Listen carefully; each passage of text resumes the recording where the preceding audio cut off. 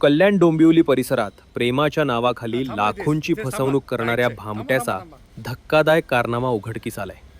आदर्श म्हात्रे नावाच्या आरोपीला मानपाडा पोलिसांनी ताब्यात घेतले असून त्याने तब्बल 140हून अधिक तरुणींना आपल्या जाळ्यात अडकवल्याची माहिती समोर आली आहे. पोलिसांच्या माहितीनुसार आरोपी सोशल मीडियाच्या माध्यमातून तरुणींशी संपर्क साधत असे. मैत्री, प्रेमसंबंध आणि लग्नाचे आमिष दाखवत तो त्यांचा विश्वास संपादन करत होता. त्यानंतर संबंधित तरुणींच्या नावावर विविध बँकांमधून लाखो रुपयांची कर्जे काढून त्यांची आर्थिक फसवणूक केल्याचा आरोप आहे.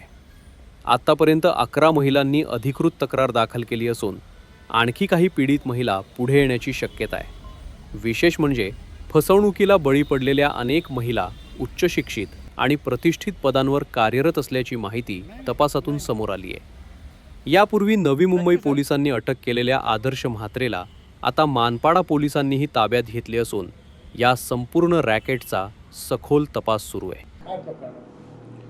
मानपाडा पोलीस स्टेशन येथे एक तरुणीच्या तक्रारीवरून आर्थिक फसवणुकीचा गुन्हा नोंद झालेला होता. सदर गुन्ह्याचा तपास करत असताना आरोपित नामे आदर्श प्रशांत म्हात्रे उर्फ रुद्रेश गणेश गोंधळी, वय 34 वर्ष, राहणार मुक्काम पोस्ट तुराडे रसायनी, तालुका पनवेल, जिल्हा रायगड यास मानपाडा पोलिसांनी अटक केलेली आहे. सदर आरोपी हा यापूर्वी नवी मुंबई पोलिसांनी पकडलेला होता. त्याच्यावर एकूण 10 गुन्हे विविध पोलीस ठाण्यामध्ये नोंद करण्यात आलेले आहेत. सदर आरोपी हा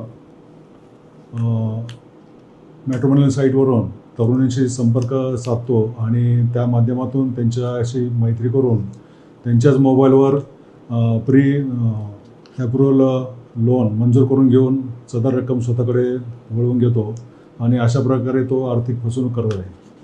किती मुलींच्या आतापर्यंत समजला आहे? आता पाहूया तो एकूण 11 तरुणींनी दिलेल्या तक्रारीवरून गुन्हे नोंद झालेले आहेत. बहुत किती मुली समोर येण्याची शक्यता आहे? किती आल्या त्या काय आकडा आहे का? अजून पण या मुली ज्यांची आर्थिक फसवणूक झाली आहे अशा मुली समोर येऊ शकतात. त्यांनी संबंधित पोलीस स्टेशनकडे संपर्क साधून याबाबत गुन्हा नोंद करावा.